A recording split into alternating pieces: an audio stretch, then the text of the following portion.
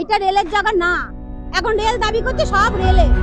এই যে আমার মেয়ে, এই যে পড়াশোনাটা নষ্ট হয়ে গেল, নেবে শুভেন্দু দায় নেবে আমার মেয়ের পড়াশোনার? বিজেপির কোনোদিনও ভালো হবে না।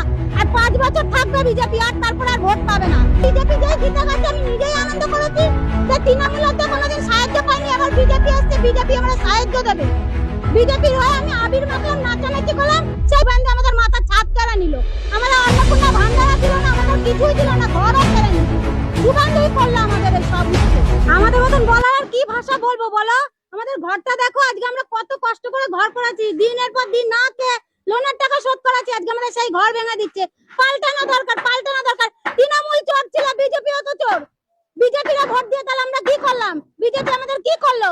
আমাদের সময় দিতে পারতো না?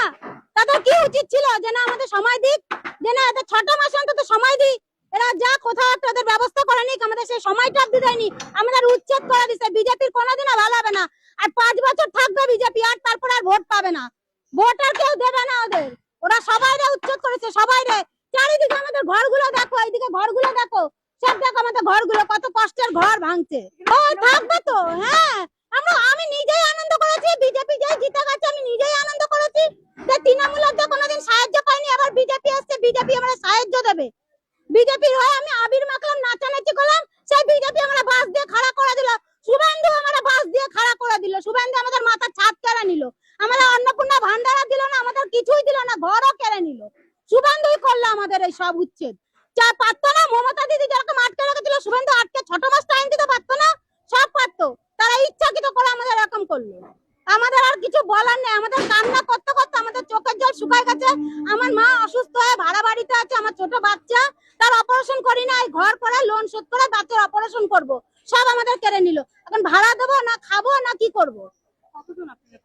আমার মা, আমি, আমার ছেলে, আমার মেয়ে, আমরা 4 জন এখানে। 60 বছর। তাই তাদের ঘর দুয়ার সব কেড়ে নিল। বাংলাদেশ থেকে আসা মানুষরাও থাকে? হ্যাঁ হ্যাঁ, আমার দিদা, আমার মা, তারাই এসে 60-65 বছর আগে, তারাই এসে সেই থেকে এখানে আছে। কোনোদিন এরকম উচ্ছেদ হয়নি, এই ফার্স্ট হলো। কোনোদিন একটা নোটিশও দিয়ে জানি বাড়িতে, এই ফার্স্ট হলো। আগে যদি নোটিশ দিত তাহলে কি এত টাকা খরচা করে ঘর করতাম? করতাম না নিশ্চয়ই। আজকে সোনার জিনিস বিক্রি করে 3 দিকে লোন তুলে তারপরে এই ঘর করেছি। দিনের পর দিন না খেয়ে মেশিন সেলাই করি, মেশিন সেলাই করে যে লোনের টাকা শোধ করি, যেন আগে লোনের টাকা দিই, নাহলে বাড়িতে এসে অপমান করবে। আজকে সেই ঘর দুয়ার সব ভেঙে চুরে দিচ্ছে। তার কোনোদিনও ভালো হবে না বিজেপি, কোনোদিনও হবে না। আর বিজেপি থাকতেই পারবে না। এই জায়গাটা কি রেলে? এটা রেলের পুরোটা না। এখন রেল দাবি করছে রেলের পুরোটাই, এখন সব উচ্ছেদ হবে, রেলের পুরোটা না। না, আমি এটা পুরোটা জানি না। আমার দিদা, আমার মা, ওরা জানতো, ওরা এখনো নেই, ওরা জানতো। আমার জন্ম এখানে। এখন রেল দাবি করতে পুরো জায়গাটা পুরোটাই তার খালি করে দিতে হবে। রেলের জায়গা আছে ওই গর্তর ওই পার অব্দি, ওই গর্তর ওই পার অব্দি রেলের জায়গা আছে। এই অব্দি পিডাব্লিউ ওই সামনে আছে। আর এইটা আমাদের আগেকার জমি ছিল, আগেকার জমি ছিল, সেই তাদের, তারা দলিলে তারা ট্যাক্স দিত, সেই জায়গা এইটা। এই মাঝখান জায়গাটা সেইটা, এইটা রেলের জায়গা না। এখন রেল দাবি করছে সব রেলের। এখন আমাদের আর কিছু বলার নেই। এখন ভেঙে দিলে আমরা ভাড়া বাড়ি চলে গেছি, ভাড়া দিতে পারবো না, 20 কে মরতে হবে, 20 কে মরতে হবে, তাছাড়া আমাদের উপায় নেই আর। এই যে আমার মেয়ে, এই যে আমার মেয়ে, এই যে পড়াশোনাটা নষ্ট হয়ে গেল, নেবে শুভেন্দু দায় নেবে আমার মেয়ের পড়াশোনার?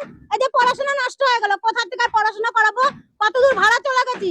মেয়ে স্কুলে আসবে কি করে? বয়সটা মেয়ে ছেড়ে দেবো, একটা চিন্তা থাকে না? নিজে চলে যায় সকালবেলায় কাজে, কোথা দিয়ে দেবো? আমি সেলাই কাজ করি, আমি সেলাই কাজ করে আজকে অল্প অল্প করে জোগাড় করে সোনার জিনিস বিক্রি করে আজকে এই ঘর দুয়ার সব করেছিলাম, সব আমাদের শেষ।